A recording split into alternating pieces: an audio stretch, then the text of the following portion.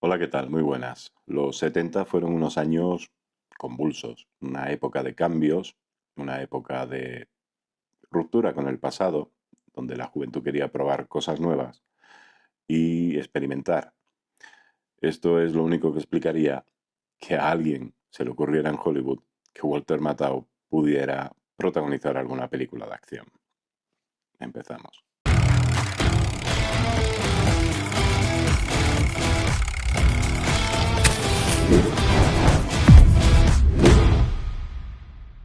Pues sí, Walter Matthau, ese actor cómico ligado normalmente a la figura de su pareja artística Jack Lemmon, protagonista de películas como La extraña pareja, eh, Primera plana, en Bandeja de plata, que había trabajado con directores como Billy Wilder o Neil Simmons.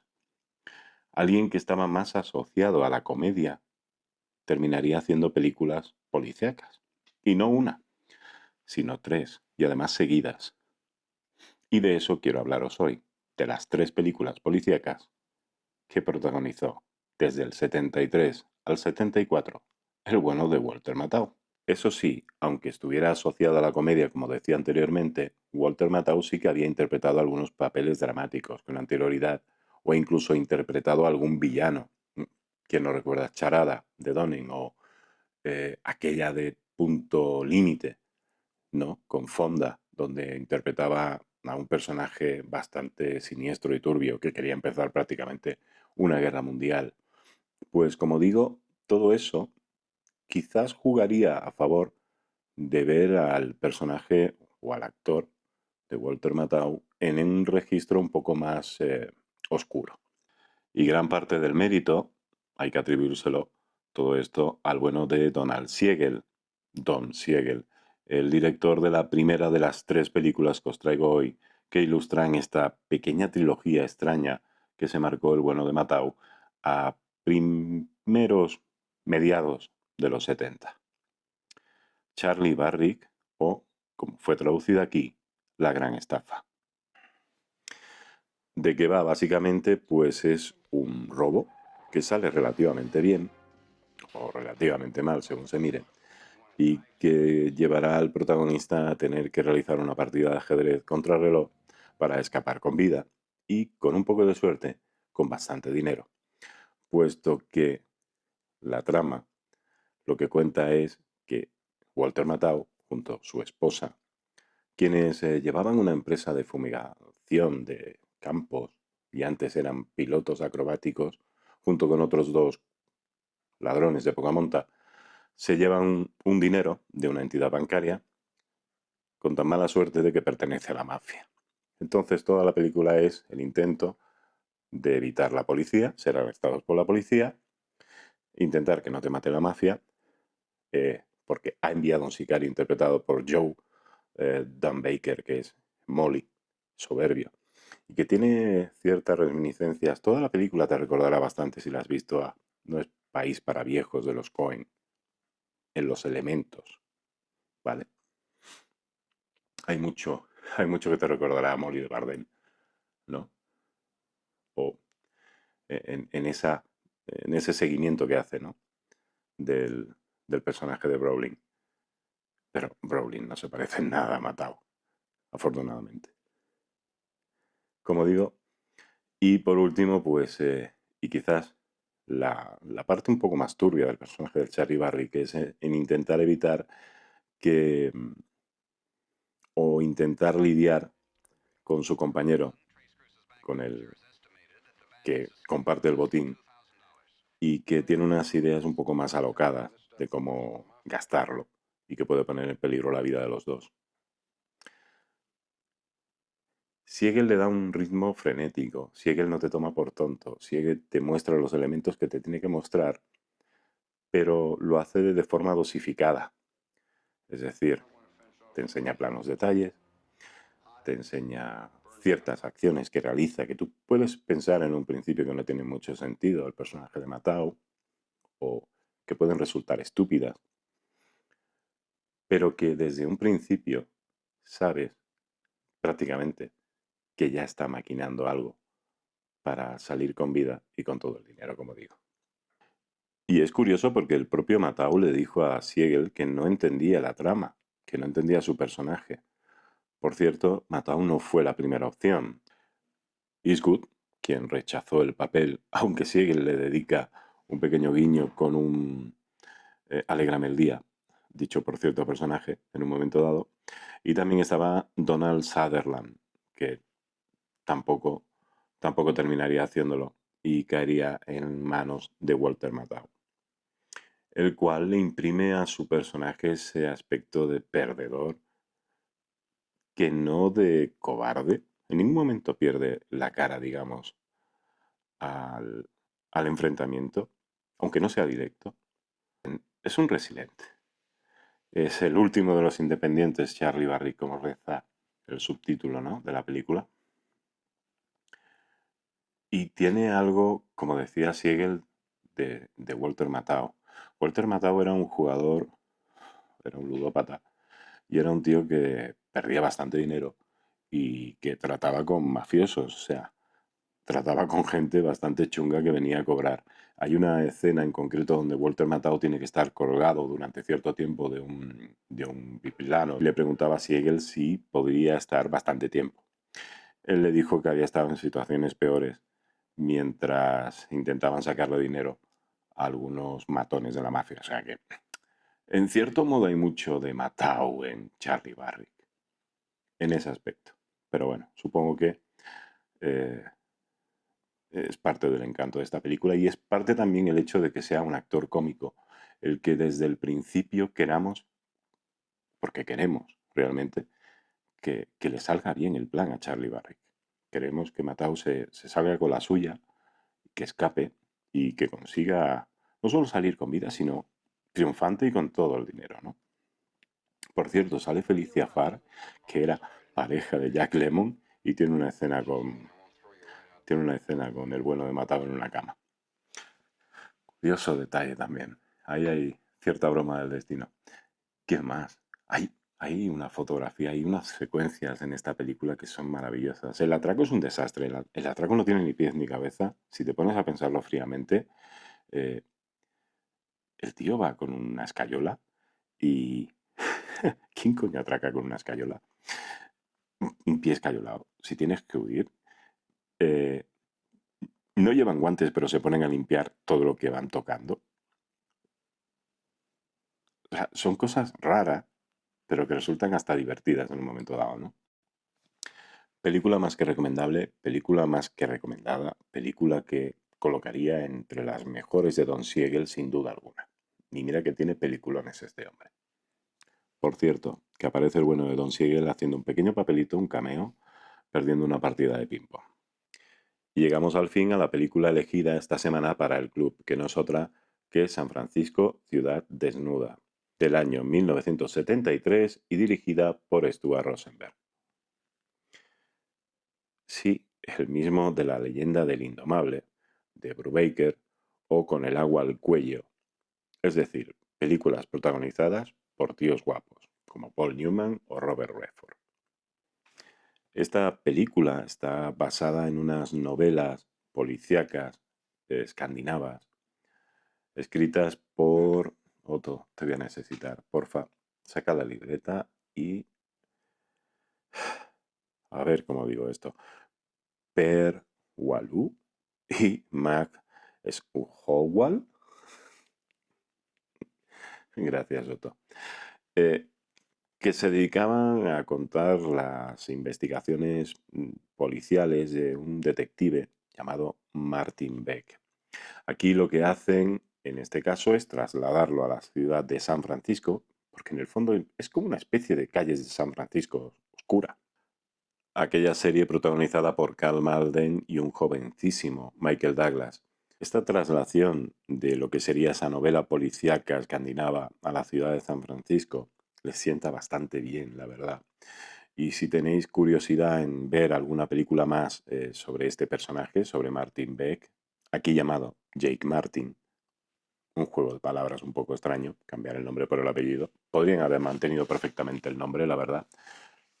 Como digo, si tenéis curiosidad, hay una película del año 1976 dirigida por Bo Wierenberg.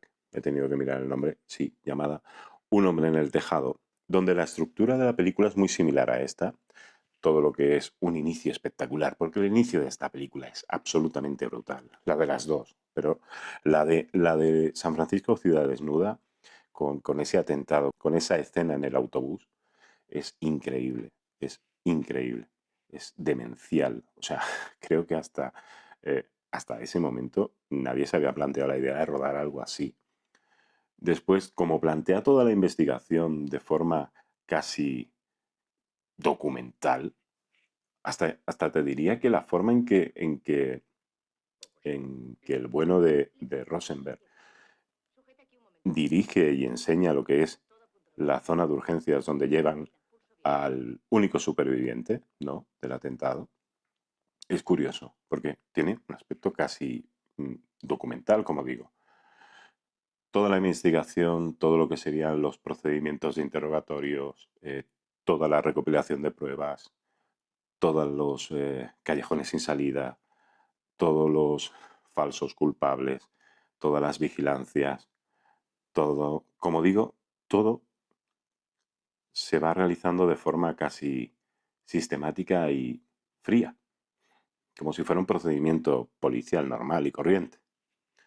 No hay una escena de acción. Bueno, sí que hay una escena de acción un poco fuerte o violenta, por decirlo de alguna forma, que es el enfrentamiento con alguien atrincherado con un par de rehenes, pero por lo demás la película es bastante pausada. Se centra más en el personaje y en la relación que tiene Walter Matthau con el personaje de Bruce Dern, con su compañero, con Larsen. Quizás el contrapunto cómico antipático del carismático Matthau, porque lo que nos plantea la película también es la imagen de un policía que está ya en las últimas, es alguien que vive por y para su trabajo. Hay un plano donde se despierta, una secuencia donde él se despierta por la mañana en su casa con una familia que prácticamente ya no tiene relación ninguna, ni trato ninguno, y en la mesa puedes ver tabaco, la pistola, pastillas, la cartera y creo que el despertador y demás. Y él deambula por la casa, duerme en el sofá, deambula por la casa, sale al jardín abandonado, sin cortar, la barbacoa está oxidada, la manguera está enrollada y le da igual. Está pasado de vueltas, está más centrado digamos, en su vida laboral que en su vida familiar, aunque no la deja del todo, por decirlo de alguna forma. Sí que tiene preocupación, por ejemplo, en sus hijos, aunque no la muestre, aunque no hable, aunque no exista comunicación. Pero como digo, la película se centra más en ese aspecto, en lo personal, pero no entra. O sea, lo deja a un lado, pero se centra más en el trabajo, en la investigación policial. Y me gusta mucho también cómo hace el acercamiento entre los dos personajes, entre lo que es Bruce Dern y el personaje de Walter Matthau, en los planos y contraplanos, en cómo se van acercando poco a poco, en cómo van intimando, en cómo van acercando posturas a lo largo del tramo final de la película y cómo Dern va admitiendo el planteamiento que le hace el bueno de Matthau, toda la hipótesis, toda esa relación del caso anterior, de todo su pasado, de ese caso no resuelto, con el actual y cómo termina convencido de la teoría del bueno de Jake Martin, ¿no? Y donde curiosamente al final, si os fijáis bien en ese plano congelado, podréis reconocer también a Albert Paulsen, ¿no?, al villano. ¿Qué me gusta de esta película? ¿Qué cosas me gustan de esta película? Además de todo lo que os he dicho ahora, de ese planteamiento casi realista de los secundarios, Louis Gossett Jr., de esa muestra que tiene de la ciudad de San Francisco, alejada del romanticismo y enseñándote todo los bajos fondos, ¿no? Los locales de prostitución, de espectáculos X, todo el ambiente gay, los chulos, las putas en el metro, etcétera, etcétera, ¿no? Pues tiene dos cosas que me gustan mucho. La primera, el uso del sonido. Constantemente, incluso mientras están hablando los dos protagonistas, se siente real, porque las conversaciones dentro del coche, por ejemplo, puedes escuchar el coche de policía, o mientras están hablando en la oficina, en la comisaría, puedes estar escuchando todo el murmullo. Esto no pasaría en la otra película, de la que hablaremos después, pero en esta sí se siente todo natural, orgánico, real, y eso me encanta. Y después tiene una transición que me vuelve loco. Casi al final hay una escena, hay un plano del puente de San Francisco que hace un encadenado con el parking de la comisaría. Es muy sutil, pero me parece bellísimo. Nada más. Como digo, una película desconocida, una película que el título en inglés, The Louding Policeman, el policía que ríe, puede llevar a confusión y que creo que es una elección un poco eh, bastante, bastante idónea la del personaje de Matao, jugando con ese doble sentido del, del actor cómico en una película con un título que puede sonar cómico, pero que para nada, para nada resulta cómica, todo lo contrario. Una película altamente recomendable y que lamentablemente no tenéis en ninguna plataforma, así que tendréis que buscaros un poco la vida para localizarla. Dicho esto, llegamos a la última de las tres de esta trilogía, como decía, un poco extraña, del señor Walter Matthau, convertido en héroe de acción. Lamentablemente, una operación de bypass en el 76, puede ser, o en el 78, ya no recuerdo. Debería mirarlo. No lo voy a hacer. Una operación de bypass nos privó de que realizara más personajes como estos. La tercera, como digo, en discordia, en este caso es un clásico, Pelham 1, 2, 3, de Joseph Sargent. Sí, ese Joseph Sargent, el mismo de Tiburón la Venganza. Película que sentó las bases de las que posteriormente serían pues prácticamente cualquier película de acción o thriller policíaco con toma de rehenes, como por ejemplo Jungla de Cristal. Sí, Jungla de Cristal. O que inspiró a los personajes de Reservoir Dogs de Tarantino a la hora de darle pues esos nombres de colores, ¿no? Aquí que hacen referencia a los sombreros que llevaban los protagonistas, señor gris, señor marrón, señor verde y señor azul. La música de apertura. La explicación casi natural y sin aspavientos, no como ahora que te tienen que repetir 3, 4, 5 veces de forma casi machacona para que sueltes el teléfono y estés atento a la película, sino que aquí fluye de forma natural para que puedas entender el funcionamiento no solamente de la línea de metro, sino del propio tren o del propio sistema interno de regulación del metro a través de un personaje que está aprendiendo, a través de un novato, me encanta. Una película donde Matau quizás no se luce tanto o no tiene tanto peso en la historia como en las anteriores, más que nada porque toda la película se va desarrollando de una forma casi episódica o a través de las conversaciones que tienen por radio, que mantienen por radio los distintos operadores dentro del secuestro por parte de 4 personas de un vagón de metro. Porque de eso va Pelham 2-3, por si no lo habéis visto ya. Es la toma de rehenes de un vagón de metro, la petición de $1.000.000 como rescate y el personaje de Matau es un inspector de policía que trabaja en el metro de Nueva York que intenta o que actúa como negociador, ¿no? Que actúa como negociador en el conflicto. La réplica se la da a Robert Shaw, casi nadie. Una de las cosas más curiosas que tiene esta película es que pudiendo jugar con las relaciones entre los secuestrados, nos plantea más las relaciones entre los secuestradores o los que tienen que evitar el secuestro.